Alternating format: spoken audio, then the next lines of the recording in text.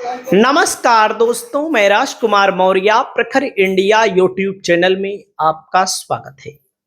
इस वीडियो में आप सभी साथियों को बताने जा रहे हैं रायबरेली जिले की ऊंचाहार विधानसभा सीट के बारे में। आप सभी साथियों से अपील है कि इस वीडियो को आप लोग पूरा देखिए और आप लोग अपनी राय को कमेंट करके जरूर बताइए।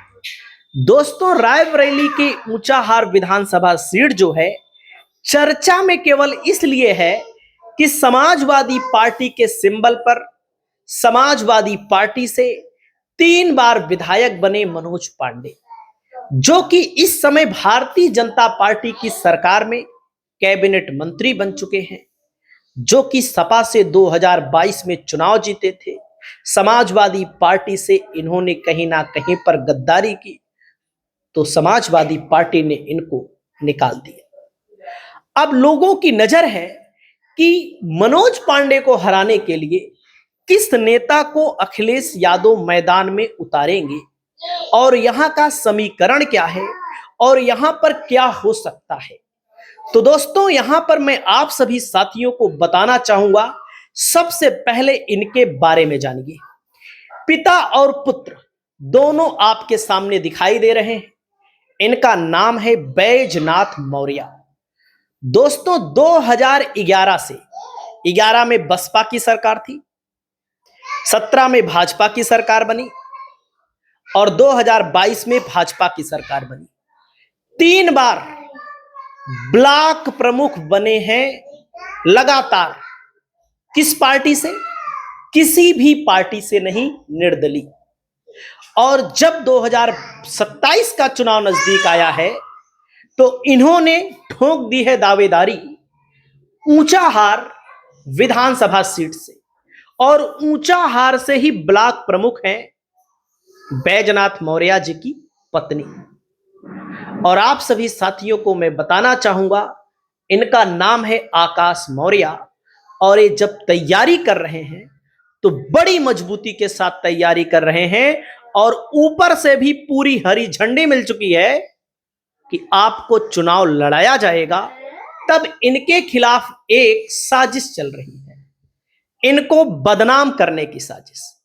जैसा कि आप सभी साथी जानते हैं कि कोई ब्लॉक प्रमुख हो, कोई विधायक हो, कोई सांसद हो, कोई जिला पंचायत का अध्यक्ष हो, उस सब का होता है। अभी ऊंचाहार ब्लॉक में एक कार्यक्रम था। उस कार्यक्रम में दोस्तों, जाहिर सी बात है, जो ब्लॉक में कार्यक्रम होता है उसकी अध्यक्षता ब्लॉक प्रमुख करता है।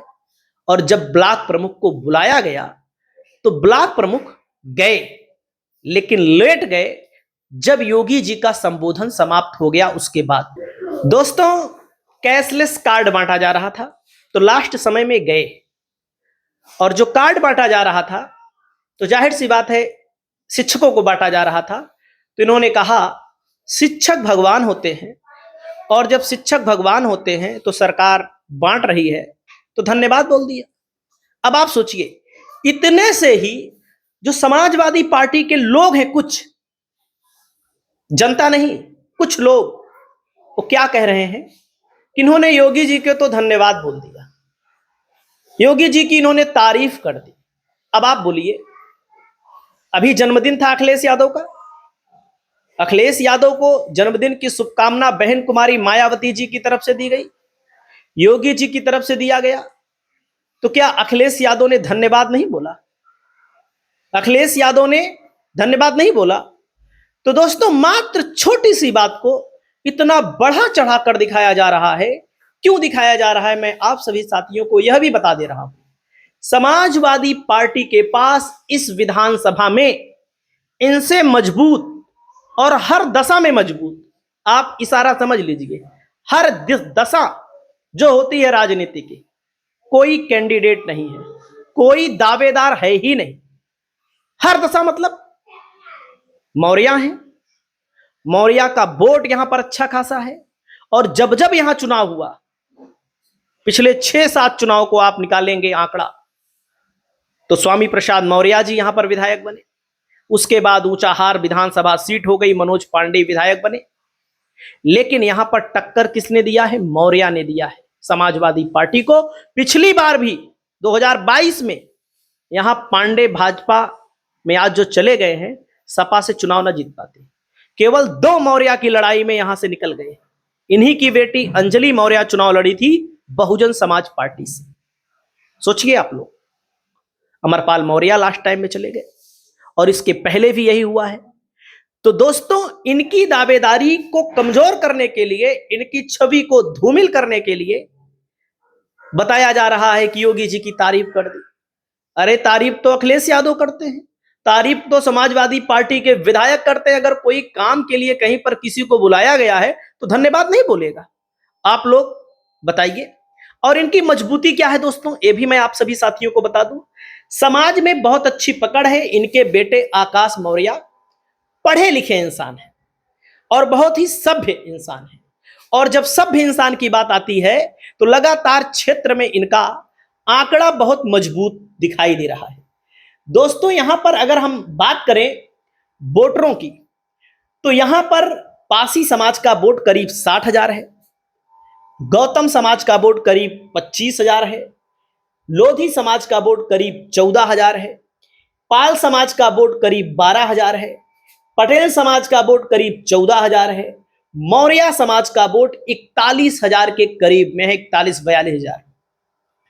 प्रजापति समाज का 6300, धोबी समाज का 5843, नाई समाज का 5100 लगभग वोट, बढ़ई लोहार समाज का 5,000 वोट, यादव समाज का 44 और 41 याद रखिएगा। और यहां पर मुस्लिम समाज का वोट करीब 25,000 है, अन्य जातियां 16,000 के करीब में है, ठाकुर 17,000, ब्राह्मण यहां पर करीब 19-20,000 के करीब में है। तो बीएन मौर्य की लोकप्रियता को देख करके ही समाजवादी पार्टी में लोग बौखला गए हैं। क्यों बौखला गए हैं आपको मैं बता रहा हूं, क्योंकि उनको लगता है कि ये विधायक बन जाएंगे तो हमारा अस्तित्व खतरे में पड़ जाएगा, हमारी राजनीति खतरे में पड़ जाएगी।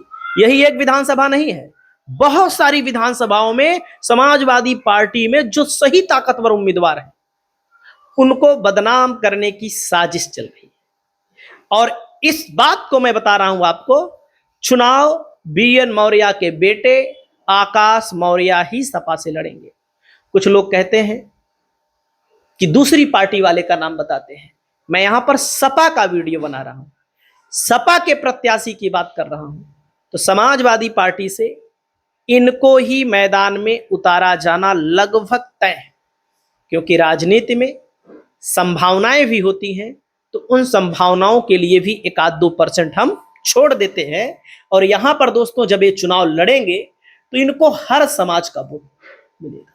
हर समाज में, बैकवर्ड समाज, यादव समाज में, मौर्य समाज में। और आप सभी साथियों को मैं बता दूं, रायबरेली जिले में 6 विधानसभा सीट है, 40-40, 45-45 हजार कई विधानसभा सीटों में समाजवादी पार्टी को समर्थन मिल सकता है मौर्य समाज का केवल 1 टिकट देने से। तो इस बात को अखिलेश यादव समझ रहे हैं, और इस बात को जब अखिलेश यादव समझ रहे हैं तो यहां पर बहुत बड़ा निर्णय आने वाले समय में होगा। और आप सभी साथियों को दिखाऊंगा, चुनाव लड़ेंगे तो इनसे अच्छा टक्कर कोई दे ही नहीं सकता। ये सच्चाई है, जमीनी हकीकत है। इसी लोकप्रियता से लोग घबरा गए हैं। आप लोग अपनी राय को बताइए। नमस्कार।